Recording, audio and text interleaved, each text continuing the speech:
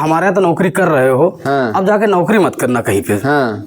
क्योंकि मालिक बनना, चाहे 2 पैसे का 2 रुपए का बनना या 4 रुपए का बनना, मालिक बनना। युवराज बुल आया था, ये हरियाणा करमबी डेयरी फार्म का। हमारा जब वो पढ़िया खत्म हुई तो फिर दिल कच्चा हो गया कि अब समझ नहीं आ रहा है। जी, जी। जो हमारे पास है हमारी खुद की मेहनत का है। 6-7 घंटे बाद अपने आप वो फड़ के निकलना स्टार्ट हो जाएगी। पेशाब मदद करने वाला नहीं है तो मत आए इसमें। जी जी। क्योंकि इसमें मेहनत बहुत है और वो आजकल बच्चे कर नहीं पा रहे हैं। पेटपन है, धार पतली आ रही है, तो उसके लिए फार्मूला ये देसी दवा है। नमस्कार मित्रों, नई कृषि दर्शन में आपका स्वागत है। और आज मैं पहुंच चुका हूं उत्तर प्रदेश के लखनऊ के अनोरा गांव में। और ये काफ़ी जो है प्रोग्रेसिव जो है पशुपालक है। 10 साल के बाद जो है प्राइवेट जॉब को छोड़ करके पशुपालन में आए। तो पशुपालन में आए तो शुरुआत में इनको क्या क्या कमी महसूस हुआ। जो भी आप भैंस देख रहे हैं सारी जो है अपने घर की तैयार की हुई है, ब्रीड पर भी काम कर रहे हैं।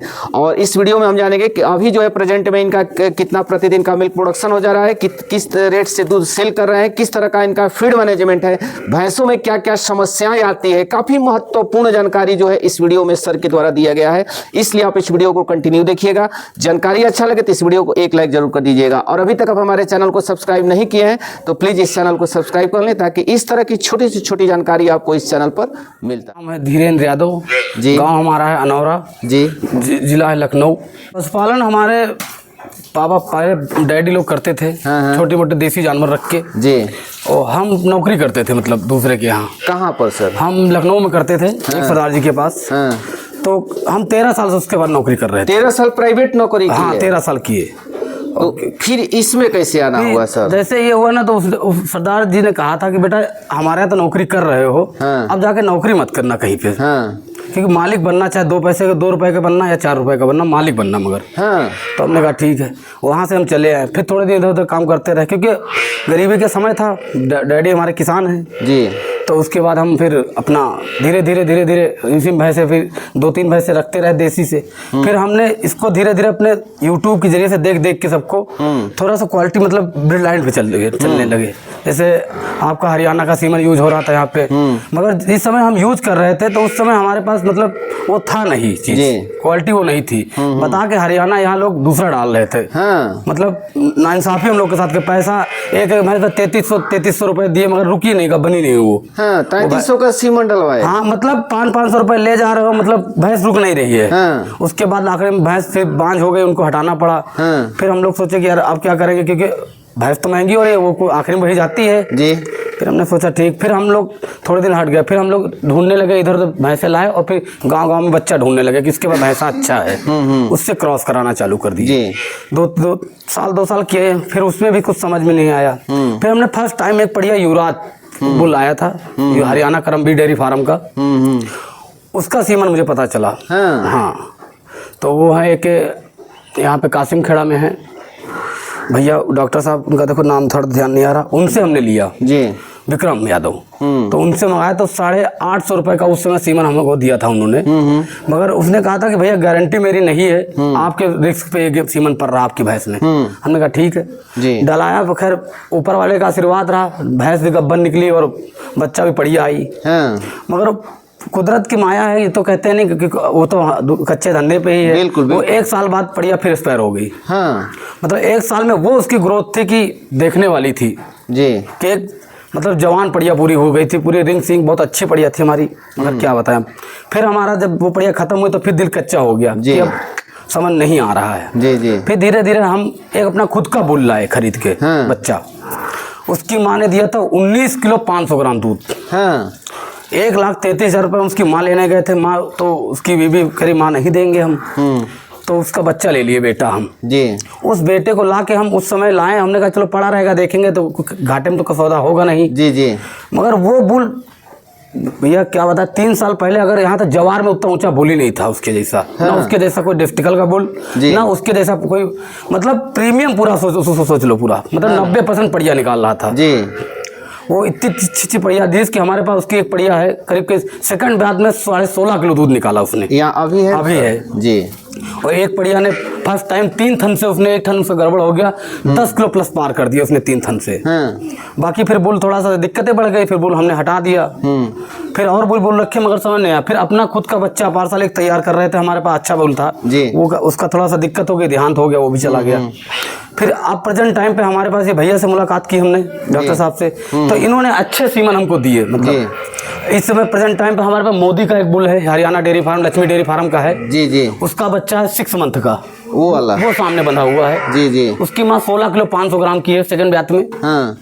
और एक हमारे पास है 31,105 का पड़िया जी, ये बंधी सामने, ये 3 महीने का बच्चा है। इसकी माँ के करीब करीब 16-17 किलो दूध आता है जी। और ये एक पड़िया बंधी हुई है, ये भी एक नॉर्मली बुल है, पंचायती बुल समझो, मतलब इस जवार का सबसे ऊंचा बुल है, उसकी पड़िया है। और 11-12 दिन की पड़िया हुई है। इसकी माँ के नीचे प्रेजेंट टाइम पर 14, 14.5, 15 किलो दूध है। इसको पिला के हटा के इससे मतलब दूध के उससे जोड़ नहीं रहे बच्चे का दूध हम जी। केवल दूध जितना हम लेते हैं हम उतना जोड़ते हैं अपना जी। और बाकी हमारे पास सब पड़िया सारी भैंस बंधी है जी, क्वालिटी। बाकी हमने देसी से बनाया, हम बाकी बाहर से भैंस कोई नहीं लाए, अपने नहीं लिए किसी से नहीं, ये किसानों से ली हमने भैंस। हम ना हरियाणा से भैंस कोई खरीदी हमारी, ना कहीं से पंजाब से कोई भैंस खरीदी है। और आज जो हमारे पास है हमारी खुद की मेहनत का है। तो आपके पास जो भैंस है सर, कितना लीटर से कितना लीटर? हमारे पास इस समय सेकंड ब्यात में 16 किलो 500 ग्राम दी है भैंस, और थर्ड टाइम में गब्बन है जी।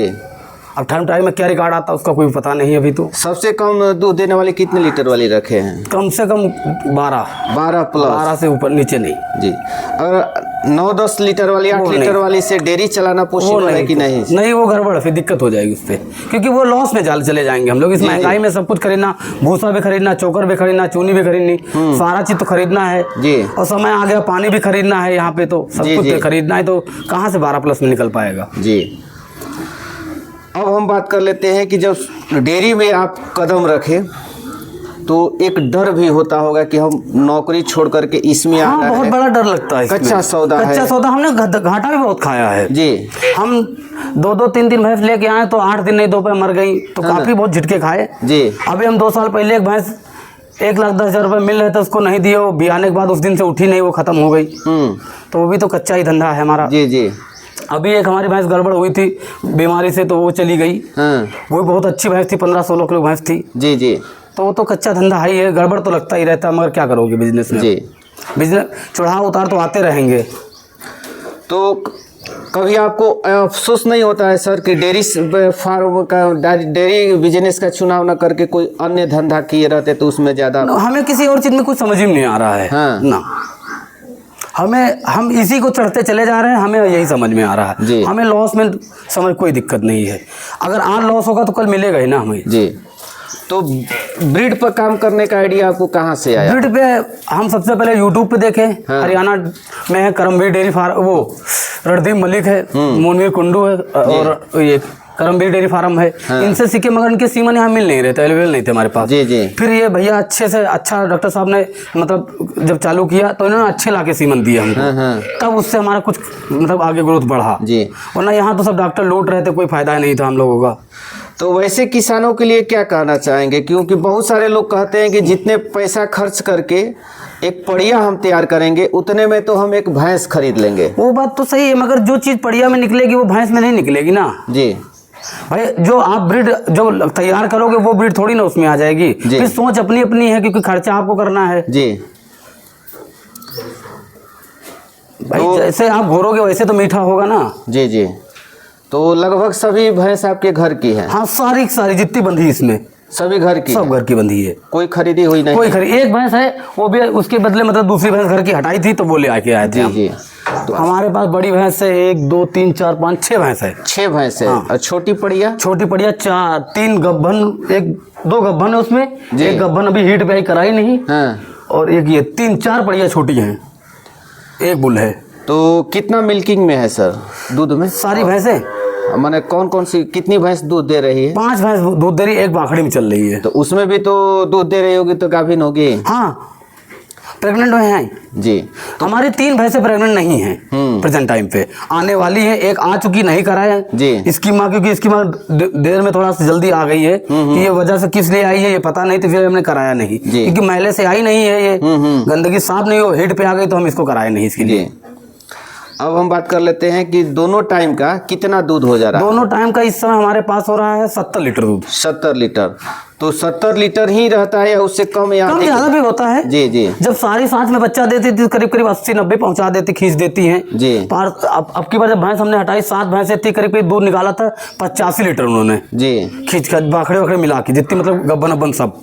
और अगर सब हमारी ताजी भी आ जाती तो ये 6 भैंसों में करीब करीब 70-80-85 लीटर दूध खींच देंगी पूरी तरह से। यानी कि अभी प्रेजेंट में 70 लीटर हो रहा है। अब एक समस्या होता है रेट का, कहाँ पर सेल करते हैं? हम एक दूध डेयरी पे डालते हैं, डेयरी पर डालते हैं, पनीर वनीर का काम चलता है उसमें डालते हैं। क्या रेट मिल जाता है? 1300 रुपये का, 65 रुपये का रेट मिलता है हमें। 65 रुपया का। अब हम बात कर ले 65 रुपया लीटर जो है दूध सेल करते हैं 70 लीटर। दूध बेचने में कोई समस्या नहीं है? हमें कोई समस्या नहीं है।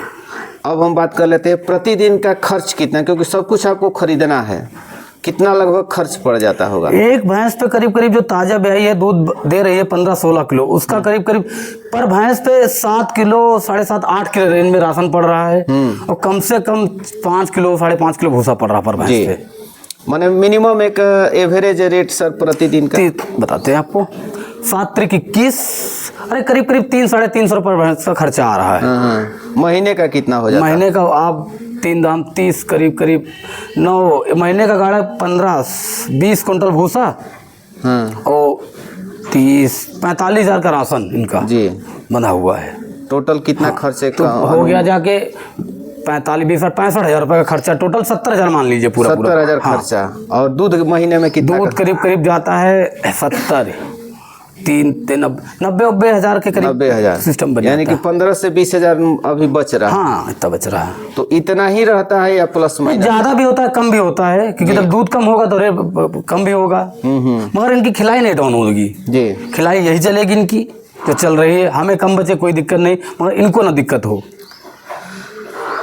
तो अब हम बात कर लेते हैं कि इन लोगों में समस्याएं क्या क्या आता है? समस्याएं ये आती हैं कि अक्सर आजकल तो अब तो कम आ रहे हैं हमारे पास, नहीं तो यही बुखार और थनैला और यही सब रोग आते हैं, और कोई ज़्यादा तो रोग आता नहीं है। या सर्रा और या गला घोंट खैर 2-3 साल से नहीं आया है, नहीं बहुत ज़्यादा गला घोंट भी आ रहा था, और सर्रा और रहा है, यही सब आते दिक्कतें, और कोई दिक्कत नहीं। बुखार तो नॉर्मली है किसी को आ जाना। जी जी।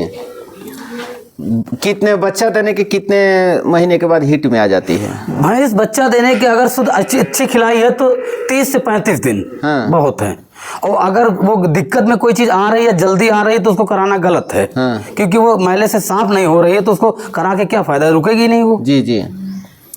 तो आप एक हिट छोड़ते हैं या फर्स्ट हिट में ही दिलवा देते हैं? नहीं, सेकंड हिट पे। सेकंड हिट पर अगर कोई भैंस हिट में नहीं आती है तो उसके लिए क्या आप उपाय करते हैं? उसके लिए सर हम आज तक कोई दवा तो यूज किए नहीं, उसके लिए हम नेचुरल यूज करते हैं। खरी मेथी ज़्यादा, अगर जायफल ये सब यूज करते हैं अगर ठंडी में ज़्यादा, क्योंकि हिट पे क्यों नहीं आ रही, और उसको खिलाई पे ध्यान देते हैं। और अगर कोई छिछड़ा फेंक रही तो उसके लिए उसकी दवा डाल के अंदर यूज करते हैं उस पर। तो मौसम के अनुसार फीड चेंज करते हैं या हर मौसम में कहीं फीड चलता है? नहीं, मौसम के हिसाब ज़्यादा गर्मी में चने की चूनी, ठंडी में ज़्यादा अरहर की चूनी। अरहर की आप कैसे खिलाते हैं? हम पानी में खिलाते हैं। पानी में खिलाते हैं। सूखे में हमारी भैंस जो है कसरापन मार देती, ज़्यादा खा लेती, फिर फूलती रहती वो। जी। अगर कोई किसी भैंस का जेर फंस जाता है सर, झर, हाँ, तो कई क्षेत्र में अलग अलग लोग बोलते हैं, तो उसके लिए आप देसी उपाय क्या करते हैं? देसी उपाय गुड़ और तेल लगा दे देते हैं। अगर उससे भी नहीं छोड़ रही है तो हम दवा फिर यूज करते हैं। एट्राटोन आती है एक दवा, उससे भैंस में हाथ नहीं डलाते हम कभी अपनी, उसको यूज कर देते हैं। वो 6-7 घंटे बाद अपने आप वो फड़ के निकलना स्टार्ट हो जाएगी पेशाब के जरिए। वो जब लैट्रिन करेगी तब फेंकती रहेगी, और जब पेशाब करेगी तब फेंकती रहेगी, वरना हाथ हम नहीं डलाते उसमें भैंस में। हाथ डलवाने से क्या हो सकता है? हाथ इन्फेक्शन हो जाता है अंदर, क्योंकि हाथ कैमरा तो अंदर लगा नहीं है हमारा कि हम कहाँ हाथ डाल रहे हैं, तो कहाँ चपकी कहाँ से खींच रहे हैं, क्या चीज पकड़ रहे हैं, तो कोई पता है नहीं हमको। तो वो उससे भैंस के लिए इन्फेक्शन और बांझपन का बहुत बड़ा वो प्रभाव आ रहा है उस पर। अगर कोई भैंस आपकी रिपीट करती है तो क्यों रिपीट करती है, और रिपीट करती है तो उसका उपाय क्या करते हैं? उसका उपाय है कि अगर एक चक्कर वो नहीं रुक रही है या एक चक्कर में तो कभी कभी भैंसे से ही खाली हो जाती है, ऐसा नहीं है, या सीमन से ही बैठ गई तो रिपीट दोबारा तो आएगी जी। तो ये अगर 2 बार नहीं आ रही, 3 बार नहीं रुक रही है ये, तो इसके अंदर या तो कोई दिक्कत है भैंस के अंदर, या छिछड़ापन रुका हुआ है, या गंदगी कुछ है अंदर, तभी ये नहीं रुक रही है, या सूजन आ जाती है बच्चादानी में अंदर, या कभी कभी गांठ पड़ जाती है। तो ये सब चीज दिखा के फिर तब उसको इलाज करते हैं। तो देसी उपाय करते हैं या नहीं, इसके लिए उसके लिए सब वही दवाई यूज कर देते, फिर दवाई यूज करते हैं, क्योंकि सफाई के लिए दवाई यूज होगी। और या तो फिर एक तो अक्सर हमारे में आता नहीं, हम हद से ज्यादा गुड़ खिलाते हैं भैंस को। गुड़ खिलाते हैं, उससे क्या? पर भैंस में जितने अंदर गंदगी है पहले ही साफ कर देते, बच्चादानी खुले के समय तक पहले ही निकाल देते बाहर उसको। यदि आपकी भैंस बच्चा देती है तो फीड में क्या, शुरुआत में क्या खिलाते हैं? भूसा, चोकर और चूनी तो हम हमेशा ही खिलाते हैं, चाहे ब्याह दे चाहे ना भी आए, क्योंकि वो हमारे बिना चूनी खाते ही नहीं, खार खिलाते हैं उसको और गुड़ देते हैं। और बाकी ये है,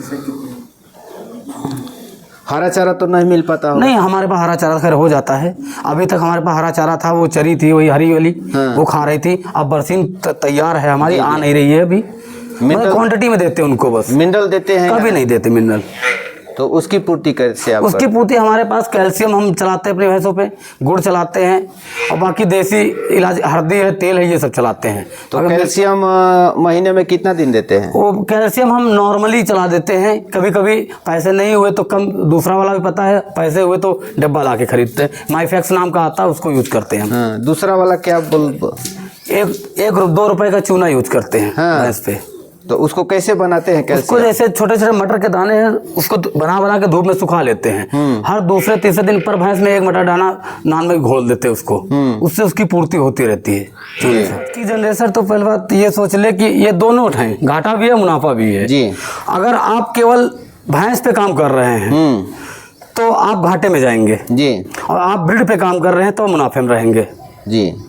और युवा तो बिना आपके सिस्टम पूरा तैयार किए हुए, क्योंकि अगर कोई मदद करने वाला नहीं है तो मत आए इसमें जी जी, क्योंकि इसमें मेहनत बहुत है और वो आजकल बच्चे कर नहीं पा रहे हैं। जिसके लगन होगी वही कर सकता है, बल्कि यहाँ का तो कोई नहीं दिख रहा हमें कि नया लड़का उतर जा रहा है फील्ड में, वो सब हट रहे हैं। तो बहुत सारे सुने भी होंगे सर कि डेयरी खुलती है बंद हो जाती है। वो रीजन यही है कि वो लेबरों पर डिपेंड हो जाता है ना, कि वो लेबर हमारे यहाँ करेंगे, लेबर पे ये काम नहीं हो पाएगा सर। ये अगर मालिक स्वयं नहीं देखेगा तो लेबर को कोई मतलब नहीं इस पे। तो एक सर क्वेश्चन कर रहे थे कि अगर किसी भैंस का या गाय का धार कम आ रहा है, उसके लिए क्या देसी उपाय किया जा सकता है? देसी उपाय, अगर धार कम आ रही है तो पहले तो उसको चेक करिए उसमें कहीं तन चोटाया हुआ तो नहीं है। अगर चोटाया हुआ तो दवा उसकी दूसरी है, या टाइटपन है, धार पतली आ रही है, तो उसके लिए फार्मूला ये देसी दवाएं हैं, रस कपूर है, यही सब दे सकते हैं आप। कैसे थोड़ा बता दीजिए। रस कपूर ले लीजिए आप, किसी पंसारी दुकान पर जाएंगे आप, रस कपूर उससे ले लीजिए, 2 तोले, 1 तोला 3 केले ले लीजिए, 1 केला ऐसे 1 केले में भर के बीच में उसको खिला दीजिए। ऐसे मत खिलाइएगा क्योंकि उससे तक गर्म होता जवान जल जाएगी जानवर की। और खिला दिए 2-3 दिन खिला दिए, उसका धार का देख लीजिए पूरा चल जाएगी। अगर चोटी नहीं है, चोट लगी है तो उसमें दूसरी भी दवा लगेगी जी। चोट लगेगा तो क्या? चोट लगेगी तो देसी दवाएं आती है, चोट सब्जी है, आंबा हल्दी ये सब आती हैं, बाकी डॉक्टर तो फिर अलग ही चीज है वो। ये सब चीज लगा दे, चोट एकदम सही हो जाएगी। थनैला के लिए कोई देसी उपाय सर? थनैला के लिए सर पहले हमारे पास तो कोई होता नहीं है नेचुरल, यही गांठ वाट आती तो हम हाथी से सब साफ करके निकाल लेते उसको। अच्छा अच्छा। अगर बाई चांस किसी में छिछड़ा आ रही है तो हम दूध उस भैंस का कभी नहीं छोड़ेंगे, और दूध दाब के निकाल, उसको दूध जब निकाल लेंगे तो क्लियर उसको कर लेंगे हम अकेले में। तो चलिए, काफ़ी आपसे बात करके अच्छा लगा सर, और काफ़ी महत्वपूर्ण जानकारी दी है, इसके लिए आपको बहुत बहुत धन्यवाद सर। वहीं खड़ा रहिए 1 मिनट।